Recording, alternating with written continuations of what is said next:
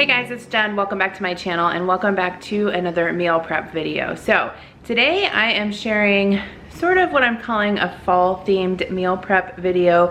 There are some fall inspired dishes in here, and so that is what I'm going with for this week. If you're new to my channel, welcome and hello. I'm a full-time working mom and I have two kids. Kira is 10 and Connor is 7, and I work full-time outside the home, and so on the weekends, that's usually my chance to meal prep for the upcoming work week. Typically, the approach I take with meal prep is to prep breakfast and lunches and then snacks and then some components of dinner. I don't usually do full dinner meal preps just because I find that I like cooking in the evening after I get home from work. So that's just my preference. But let me tell you what I am planning on making for today. So the first thing that I'm planning on is some pumpkin chocolate chip muffins. This is definitely a family favorite and my kids love eating them for breakfast. They are perfect for fall or basically any time of year. So I'll be sure to leave that recipe link down below, and these are a definite crowd pleaser.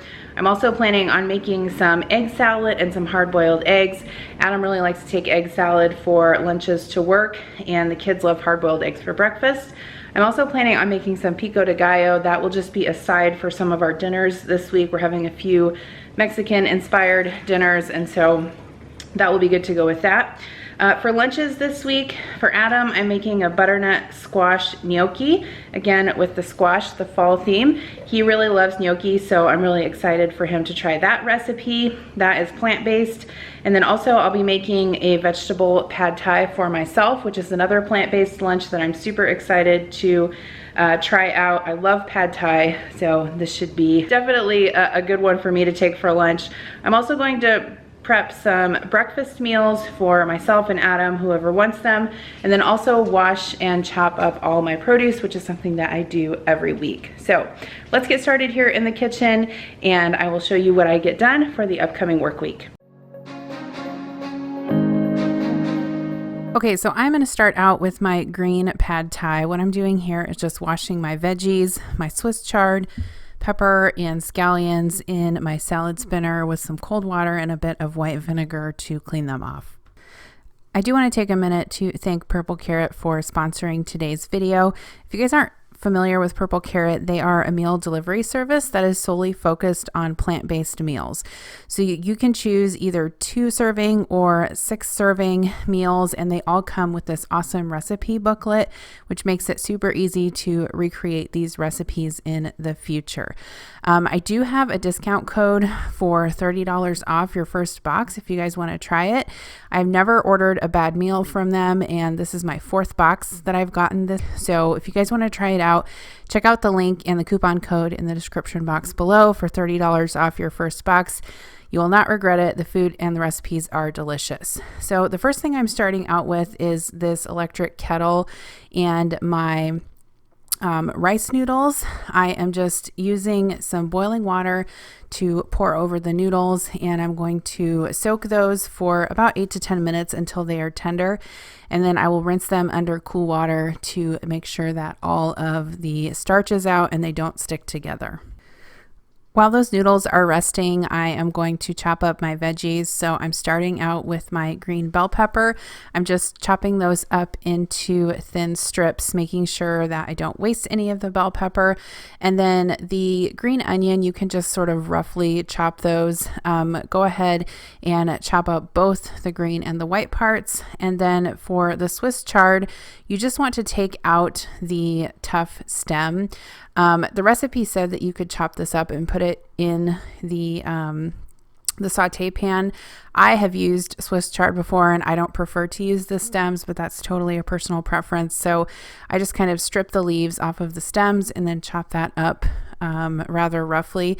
And then for the snap peas, I'm just going to cut those into large pieces. These will be the veggies in our pad thai dish. I have to say this recipe was really good and it made a ton. I really think that even though this was a 2-serving recipe, I feel like it definitely could have served 4 people. The portions were gigantic. Adam and I both took a big bowl of it to work for lunch and we both enjoyed it. So first step is to get my veggies cooking. I just have a skillet with some olive oil in there. I'm going to start by putting in my bell peppers and my chard and the green onions, and then I'll just let those cook until the veggies get soft. I'm putting some salt in there to just season them, and also some pepper. And you definitely want to get these tender until or before you add your noodles, because after you add the sauce in the noodles, the dish isn't going to cook for much longer. I'm someone that likes my veggies like more soft, but obviously that's customizable if you wanted to leave yours a little bit more crisp.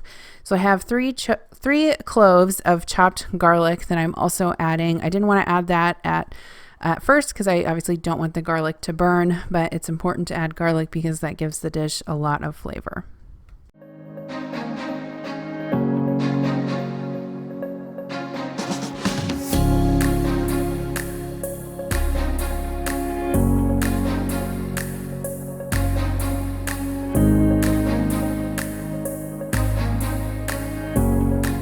So I also added my peas to the saute pan, and then next I'm going ahead and adding my cooked noodles. I did not mention this in the clip before, but I did get that electric kettle on Amazon recently. I never have had an electric kettle before. I've always just used one on the stove, and I actually really like it. So I'll link the one that I got down below. Next, I am adding the ingredients for the sauce. So there is some tamarind pad thai sauce that comes with the kit, as well as some chili garlic sauce, and then I'm adding the juice of 1 lime. And then I'm just using my tongs to toss the noodles around with the veggies until everything is nice and coated. So once that's sauteed up, I split it into 3 dishes. I actually remember this now that I'm looking at it to do the voiceover, but like I said, this makes a ton of noodles, and it was really, really good. You guys know that I am not plant-based. I am just someone who loves to cook, loves to try new recipes, and I like integrating plant-based meals into our existing meals, both for myself and my kids and my husband. So if you guys are looking for something like that, definitely check out Purple Carrot. They are honestly one of my most favorite meal prep or meal delivery, I guess you would say, services out there. The quality of the food is incredible, and the recipes are always delicious. So here is what my dishes look like prepared. I added some cilantro to the top, along with a little bit of lime to squeeze over, and these were some delicious lunches for both my husband and I. Okay, the next recipe I'm going to show you is for pumpkin chocolate chip muffins, and my kids totally love these. Anytime I make them, they always eat them all within the week. There is not one left over. So I'm starting out by putting some eggs in a mixing bowl, and instead of regular sugar, I'm actually using Swerve, both the regular sugar and the brown sugar, just to cut down on the sugar and calories a little bit. I am cutting this recipe in half because it does make 24 muffins, and I didn't want to make that much on this day. But the good news is that I had some pumpkin left over from something else that I had made, and canned pumpkin freezes awesomely. So you can definitely do that and then thaw it out when you want to use it later. So this recipe, if you're having it, calls for 2 eggs, 1 cup of sugar, half a can of pumpkin, and then 1.5 cups of canola oil. I actually am using half applesauce and half oil because I wanted to, again, cut down on the calories a little bit. So once all of your wet ingredients are in the bowl, just go ahead and give those a whisk. I will link this original recipe down below as well.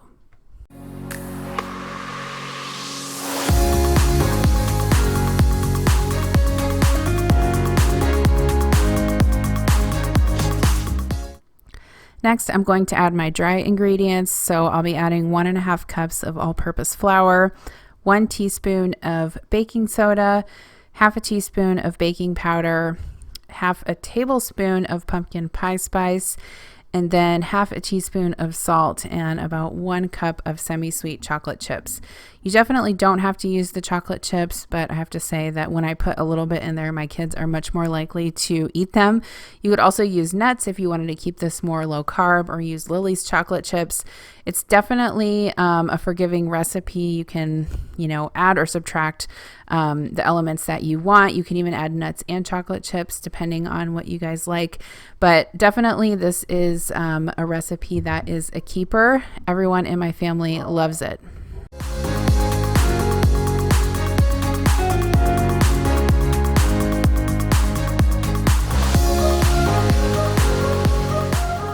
So once everything is well combined, you can go ahead and turn these out into a muffin tin. This is my very favorite muffin tin. It's a Rachel Ray muffin tin. I'll leave a link to it down below.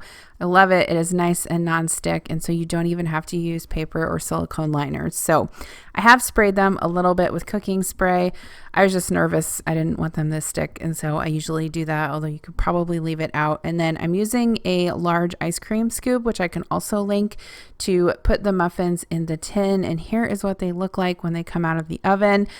So this actually said that it would make 12, but it made 10 because I made my muffins pretty large, I think, but you could probably make yours a little bit smaller and get a dozen out of it. They turned out delicious. All right, so the next recipe I'm going to show you is a butternut squash gnocchi, and this is another purple carrot meal that I am going to prep for lunch. Here's what the recipe looks like.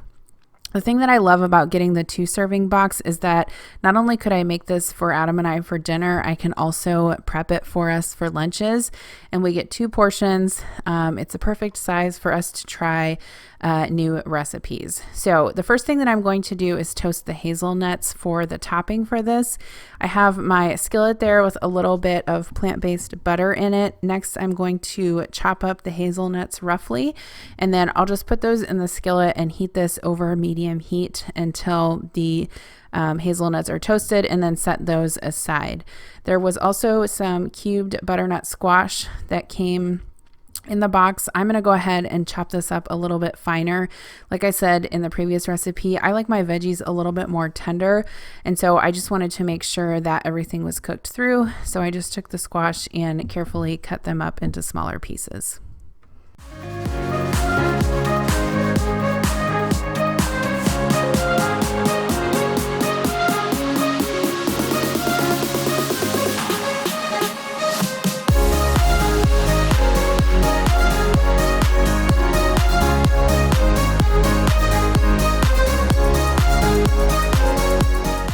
So once the hazelnuts were toasted, I just used a slotted spoon to take those out and put them in a separate bowl. And then I'm using the same skillet with the rest of the plant-based butter in the bottom to saute up my yellow squash. So I am someone who would probably not go to the store and go out of my way to buy yellow squash, but if I get it in this, sort of way, then I'm more apt to cook it. So that's another benefit, I think, of getting meals delivered like this, is that you're just so much more likely to try new things. So also to the butternut squash, I'm going to add some broccoli rabe. I went ahead and chopped up all of the stalks and the stems and the leaves and everything and just put it in there. It turned out really good. Broccoli rabe is actually one of those things that I have such a hard time finding around here. I actually don't think I can find it in my town. I would probably have to go to a grocery store that was maybe like 45 minutes away to get broccoli rabe. So if you live in the Midwest like me and your, produce is hard to come by sometimes, that's another benefit. So while those veggies are cooking up, I'm going to boil my gnocchi. This is plant-based gnocchi, and it was super delicious. Fun fact about Adam, he loves gnocchi. Anytime we go out to eat to like a seafood or an Italian restaurant and they have gnocchi on the menu, he is ordering it. And so I knew he would definitely love this meal. So once that was cooked through, I went ahead and removed it with a slotted spoon to the skillet with the broccoli rabe and the squash, and I'm just going to saute that, adding a little bit of the pasta water. This will help the gnocchi cook the rest of the way, as well as the vegetables cook the rest of the way. And then I'm also adding 1 tablespoon of white balsamic vinegar and just letting both the vinegar and the water cook off a little bit, just to give the sauce a little bit of substance and bring everything together. The last thing that I'm going to add is some dried cranberries. So I think this was like a really great addition to this dish. I love the combination of sweet and savory, and this totally reminded me of fall with the cranberries and the hazelnuts and the butternut squash. Totally would recommend recreating this. It's something that I would definitely make again in the future. You can see actually that I snuck a taste of the gnocchi there. Definitely delicious. So just make sure you taste your dishes, add salt and pepper to taste. That's just a suggestion that I always give with any meal, regardless of whether it's, your own recipe or a delivery service. And the last thing that I'm going to add is some chopped fresh parsley. And then when I put it into the dishes, I'll add the chopped hazelnuts to the top. So I'm just going to spoon this into 2 glass dishes. When I do meals that I have to reheat in a meal prep, I always use glass because I don't like to reheat food in plastic. But that's just a personal choice. If I'm making like a cold salad or fruit or hummus or something like that, then I'll use plastic. But definitely, since I was going to reheat this, I used glass. So here is the finished butternut squash gnocchi meal prep. So delicious. Total fall comfort food. We both loved it.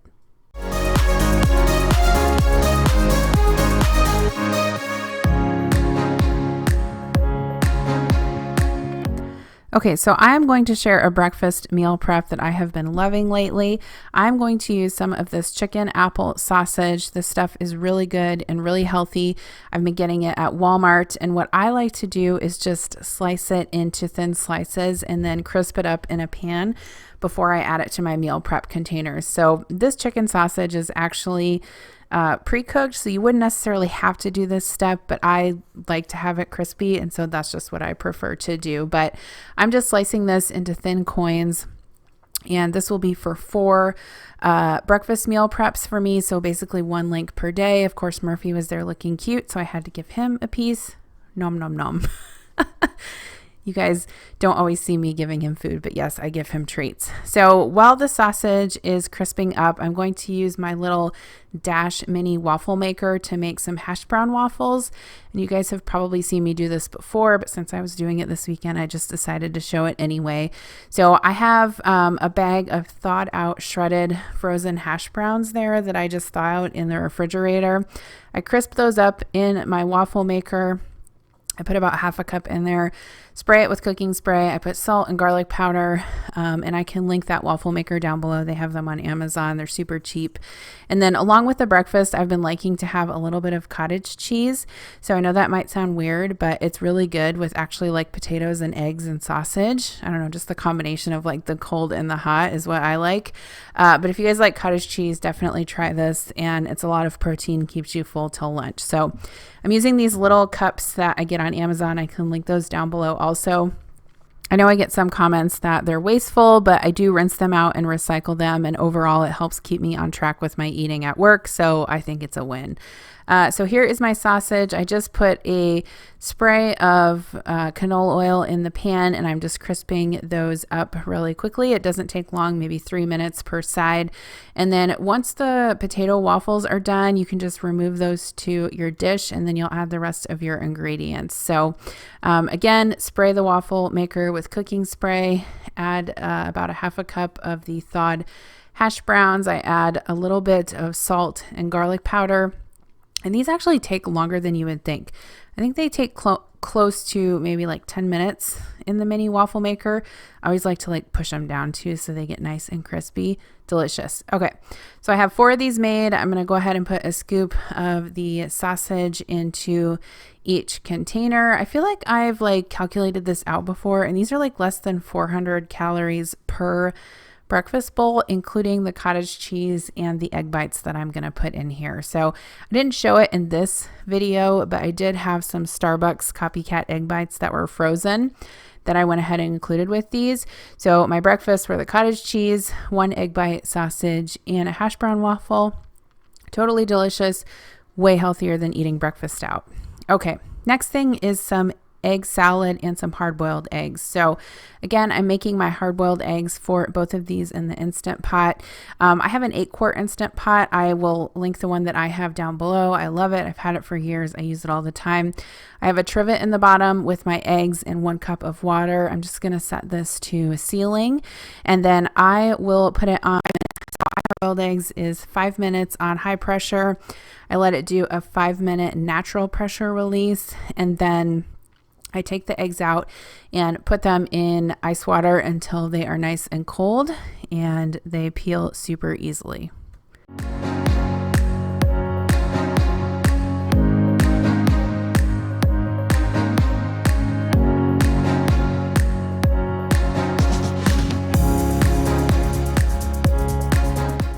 Once my eggs are cool, I'm going to start peeling them. So I just like to have a bowl of cold water nearby so I can rinse them off to make sure that all of the shells come off.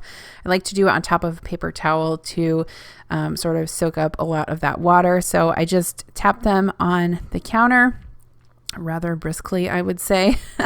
The shells, when you boil these, or when you cook them in the Instant Pot, come off so easily. It is like literally one of the only ways I will ever make hard-boiled eggs. Again, I know I've said that a million times, but seriously, I used to struggle so much with boiling eggs in a pot. And yes, I've tried every single method. I've brought them to a boil, let them sit, soak them in vinegar, cold water, whatever. And it's just like a crapshoot every time. Like sometimes they'll peel and sometimes they won't, but literally every time I do it in the Instant Pot, they come out perfectly. So I'm using 4 of the eggs for egg salad for Adam to take to work.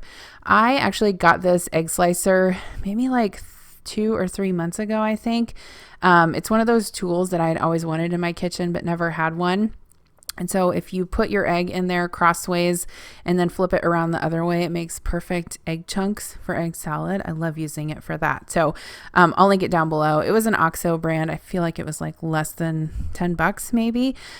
So for my egg salad, I'm adding some mayo, some whole grain mustard, and some pickle relish. I like to use dill pickle relish, but you could use sweet if you like yours a little bit sweeter. I'm also going to add salt and pepper, and then sometimes I add a little bit of Splenda or sugar. Adam tends to like his deviled eggs and his egg salad a little bit sweeter, so sometimes I add that. I just usually taste it.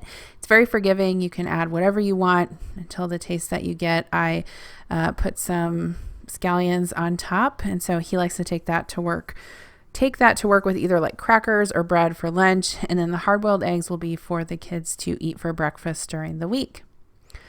All right, so I'm going to prep some Pico de Gallo. This is for a couple sides for dinner this week. We were going to have chicken tacos one night and then another Mexican dish another night. So I wanted to have it with chips. And so this is definitely something that you can prep ahead and have in your refrigerator ready to go. It works great as a condiment or a side with dinner. So I have some tomatoes here. I'm just using my knife to chop these up into small pieces.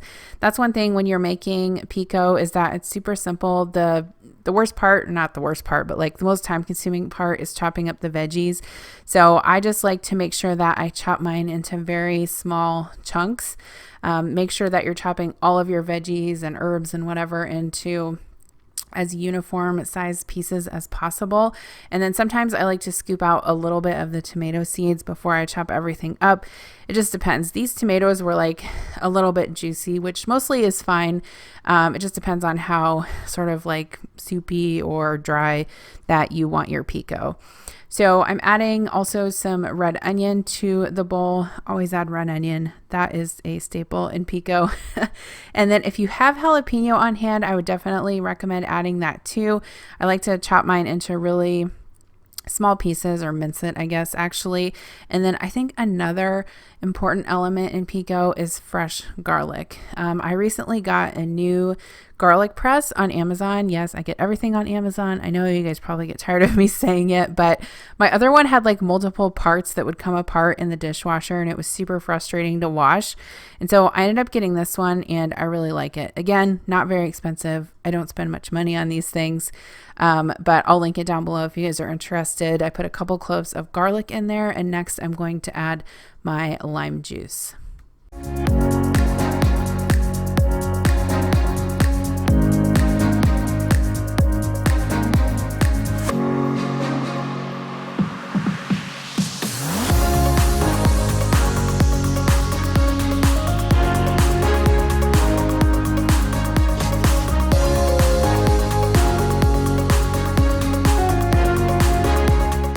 All right, so the last step is some chopped cilantro. You can add as much or as little as you like. I love cilantro, so I tend to add a lot. And then salt and pepper. So definitely taste this before you add too much salt. Lime juice inherently is a little bit salty. I know that sounds weird, but it really is. So After you add the lime juice, just make sure that you don't add too much salt to it, because obviously it's very hard to take it out after you've put it in. So you can stir this around, and then this will keep in the refrigerator for probably about 5 days, maybe even a little bit longer. But it's great to have on hand. Like I said, if you're having tacos, enchiladas, you can even serve it on the side with chips, a ton of different uses. Also really good with an omelet or eggs in the morning as well. So the last thing that I'm going to do is get my produce chopped up, and I didn't film all of this just because it's something that I do every weekend and I don't want it to get too repetitive. But I do wash my strawberries in my salad spinner like I do all the time. So this is an OXO salad spinner, and I got mine on Amazon. It's less than $30, and I use it to wash all my produce. I just soak my strawberries in cold water and a splash of white vinegar. I rinse them off really well, and then I'm just chopping them up and putting them into a plastic container. These will stay in the fridge for maybe about 3 to 4 days. I would say past 4 days, you might want to put them in the freezer to make smoothies. But my kids really like them, and so they rarely last that long at my house for sure.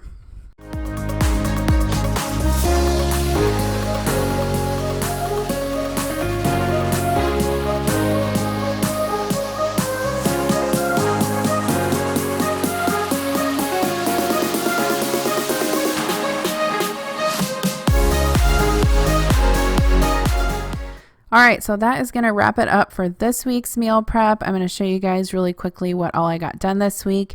I did do the breakfast meal prep for me to take to work, also the green pad thai from Purple Carrot, as well as the butternut squash gnocchi from Purple Carrot.